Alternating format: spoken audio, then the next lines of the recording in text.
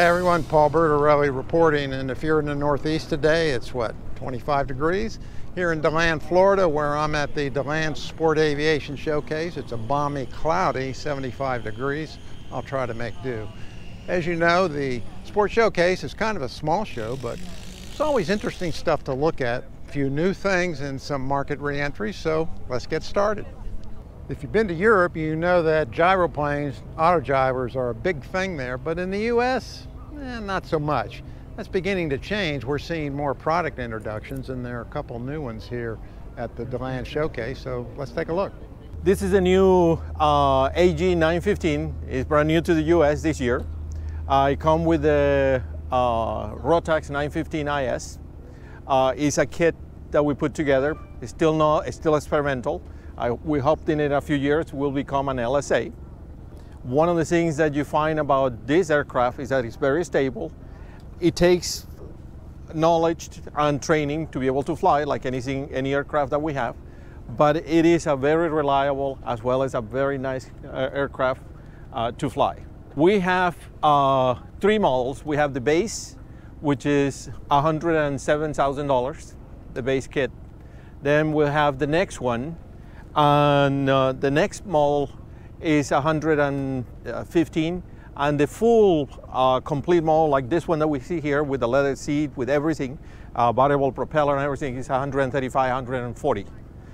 We hope that when they become a LSA, we're going to try to keep it close to those prices, but we'll see what happens. But for now, right now, that will be more or less the price, 140, 150 for the high end. Sold this year in the US 9 kits, and probably will be in between 150 or maybe a little bit more when it becomes an LSA in a few years. We don't know yet. If you follow the light sport market or the autogyro market, you know that you can't fly an autogyro under the light sport rule. For some reason it was left out of the rulemaking process. If you look on avweb.com, you'll find a podcast with Dan Johnson explaining the particulars. But one airplane you can fly under the light sport rule is this one. This is a light sport motor glider. Not exactly a new product, but it's being reintroduced to the US market. This design first appeared in the United States as the Urban Air manufactured Lambada.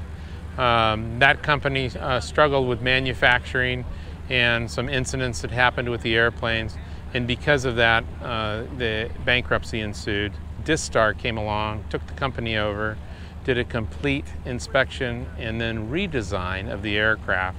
And the new Sundancer is the result of 18 months of research, study, and wind tunnel testing. And so what you find here is you have a new tail section. All the tail feathers are new and improved. The layup is under different guidance. And there's a few aerodynamic changes to the fuselage that are really very subtle, and you wouldn't know where to look to tell the difference. But this airplane, this motor glider, is far improved. It also has a polyurethane finish. They no longer use the gel coat. And we import them and sell them fully equipped. That's the only way I sell them. They're $138,000, includes your flat panel, your ballistic parachute, radio stack, heat, tinted canopy, 3 sets of wingtips. You can change out the wingtips from a 13.5 meter configuration all the way out to a 15 meter configuration, and takes about 60 seconds to change a wingtip. In the 13 meter configuration, you have a 26:1 glide ratio, and when you add the 8 feet, you get a 30:1. Real honest glide ratio. So it's a lot of fun. Gives you the best of both worlds. It holds 2 passengers, 100 pounds of baggage, and you can go anywhere from sea level up to 30,000 feet. A lot of fun. You know, at all these shows we're seeing new avionics products, and this one is a new one from a company called MAV, and it's an Italian company. Now they have shown before at Oshkosh, but this version is a new moving map. Take a look at the details. Well, this product is an improvement about this one, and the improvement feature are the screens, bigger screens, because it's the same 80mm standard shape, but without border, more high resolution, more high speed of CPU, more memory inside, and more brightness. New screens, yeah. Yeah, that's it. Less consumption. This is an indicator that indicates the airport is not just a gyro. The airport you can choose, you can select from a database. For example, if I hold the button, I enter in a point of interest, that is the airport. For example, I select an airport. In this case, I select a random airport. I can choose here the airport and go to. If I do go to, the arrow indicates the airport, the direction of the airport. Indeed, this is a direction. And also in the map, I see the red line. I can see the red line that drives you to the airport. That's it. That's because inside there is a database that we provide. We provide upgrades database for a life. The price, there is a three product. The basic one is 819, but with the 819 you can have only the attitude.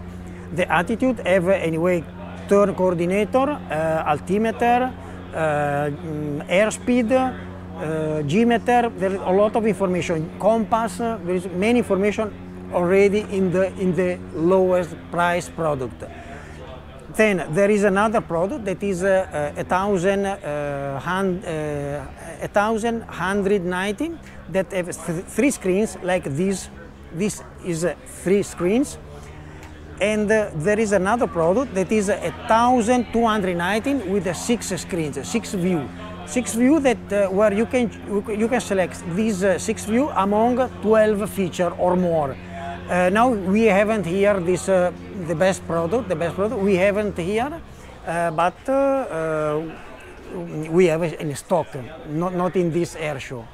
If you surf around the AbWeb channel, you'll find a video flight review on this airplane. It's the Merlin PSA for personal sport airplane. At the moment, it's a kit powered by a 2-cylinder HKS engine, horizontally opposed. It's about to get a new engine and an electric hybrid option. Here's Chip Irwin to give us the details. We have the Merlin personal sport aircraft single-seat airplane that requires 60 to 65 horsepower. We have firewall forward packages for the Rotax 582 and the HKS. But the HKS is 4-stroke, and now that they've stopped production, we're switching to a new V-twin single overhead cam 60 horsepower 4-stroke that we're bringing in with a reduction drive specifically for this aircraft. And it looks to be very light and smooth and very inexpensive. So the entire firewall forward package, propeller, engine, everything will be less than half the price. So the very affordable Merlin will become even more attractive in price.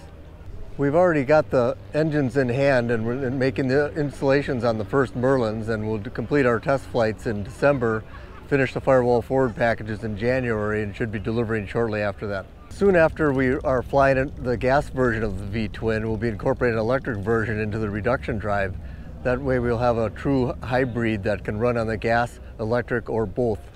And the electric will then be used as a generator when it's flying on the gas engine to recharge the batteries in flight. Having a hybrid with electric motor gives us the option of taking off quietly, flying on electric, and then changing to gas to recharge the batteries. It gives us a range extension for one, which means we can fly for several hours instead of a very short time on electric.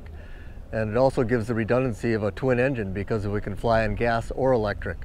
You know, sport aircraft and seaplane go together like peanut butter and jelly, and the market is really quite competitive in the amphibian segment. There are 4 or 5 of them to pick from, and if you've been to any of the major shows and even the minor ones, you will have seen this one. It's the CMAX. It's a Brazilian import, and they've been around for really 20 years, but now they're getting serious about marketing in the US. They've got a couple of them here at DeLand, and here's a little detail on the airplane and how they plan to sell it. The CMAX is an amphibious light sport aircraft, had been built in Brazil since the year of 1998. We have delivered 160 units so far in 20 different countries. This plane is built basically in carbon fiber and Kevlar. The wings are made of fabric. It has a Rotax 912 ULS, and now we are featuring also the Rotax 912 IS, both of them 100 horsepower engine. Well, this plane we now are featuring it in all analog version, or you can choose with the Garmin G3X touchscreen, two dual devices. So and also there are some room to play in between. The customer can add, half digital dashboard and half analog. So there is some room for that. We also offer a lot of optionals that can be included, such as ballistic parachute. We have safety features like wired camera on the tail, taping the engine from behind, so you can see if there's any smoke there or if it's clear prop. So all of that are some features that have been added to our plane. As you know, the US is the greatest market in the world for that. We just established 3 years ago a permanent office as manufacturers in the US. We are based in Daytona Beach now. We have some operations in DeLand Municipal Airport. So soon we already have a maintenance center here, but we will start doing final assembly in the US starting in March next year. Our plane ranges from $148,000, the basic version, to $200,000. That's the difference, just the difference of the engine and the avionics that you play with it.